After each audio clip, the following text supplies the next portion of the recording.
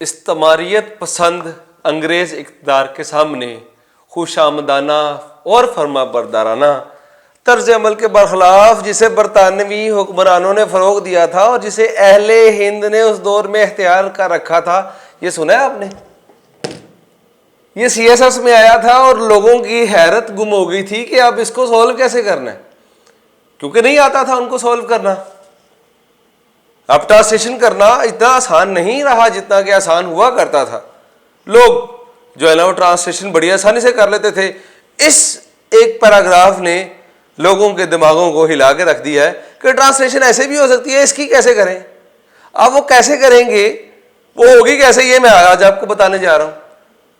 वो होगी ऐसे कि इसका पहले समझ लें कि इस्तमारियत पसंद अंग्रेजी इक़्तिदार के सामने खुशामदाना रवैया और फर्माबरदाराना तर्ज अमल के बरखिलाफ, इसको छोड़िए, समझिए कि वो कहना क्या चाह रहा है। उस इन कुछ लाइंस में वो बात क्या बताना चाह रहा है, पहले उसको तो समझिए कि आपको पता चले कि वो बात ये कर रहा है कि जो अहले हिंद थे वो थोड़ा सा पैसिव मोड में थे और जो कॉलोनिस्ट थे, जो बाहर से आने वाले थे, वो एक्टिव मोड में थे और वो अपने चलाते थे।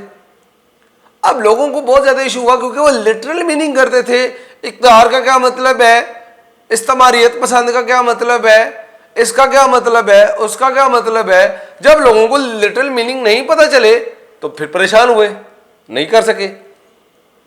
ट्रांसलेशन करने का एक बड़ा सिंपल सा सादा असूल है कि आप एक सेंटेंस को पढ़िए, पढ़ने के बाद समझिए कि ये बात कर क्या रहा है, और अगर इस बात को मैं आसान जुबान में एक्सप्लेन कर सकूं तो क्या करूंगा। जो आप एक्सप्लेन खुद को करेंगे या किसी अपने दोस्त को करेंगे, ये ट्रांसलेशन है जो कि वो मांगता है। हम सोचते हैं कि हमें लिटरल मीनिंग पे जाना है, हमें हर वो वर्ड जो उसने दिया है उसको बताना है कि इसका मतलब तुमने ये दिया था, ये लो। ये तो वो चाहते ही नहीं। आप लोग ट्रांसलेशन में ये करते आ रहे हैं और ये तरीकाकार गलत है। समझिए कि ट्रांसलेशन में लिटरल मीनिंग की तरफ नहीं जाना, समझना है, समझ के समझाना है अपने रीडर को, दैट्स इट। कुछ भी इसके अलावा इसमें नहीं चाहिए। तो ट्रांसलेशन इतनी को आसान है, अगर आपको समझ आ जाए खुद आप आसानी से समझा सकते हैं। ये ट्रांसलेशन है जो कि हमें करनी होती है हमारे सीएसएस और हमारे पीएमएस में।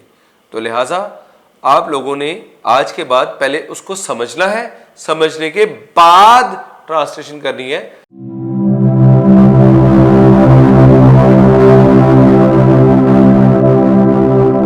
फहम की नज़र एक फिक्रा करता हूं और इसको ट्रांसलेट करके बताता हूं कि लिटरल मीनिंग में और आपके अंडरस्टैंडिंग वाली मीनिंग में कितना फर्क होता है। सुनिए, कभी सोचा है कि इस मुल्क में जहां कभी खुशी के शादियाने बजते थे, आजकल दहशतगर्दी ने डेरे जमाए हुए हैं। अब अगर आप लोग जो लिटरल ट्रांसलेशन वाले हो उसको करने बैठोगे तो आप लोग खुशी के शादियाने, दहशतगर्दी के डेरे, इसको सोचोगे। मैं करूंगा तो मैं कहूंगा, have you ever thought well this is a country where there was happiness everywhere, now facing terrorism. बात खत्म। बात तो यही कर रहा है ना वो। तो अगर आप समझ के फिक्रे को करेंगे तो मीनिंग पे जाएंगे, समझ आ जाएगी कि बात ये हो रही है। अगर लिटरल ट्रांसलेशन में जाएंगे, हर वर्ड के मीनिंग में जाएंगे, वो नहीं मिलने।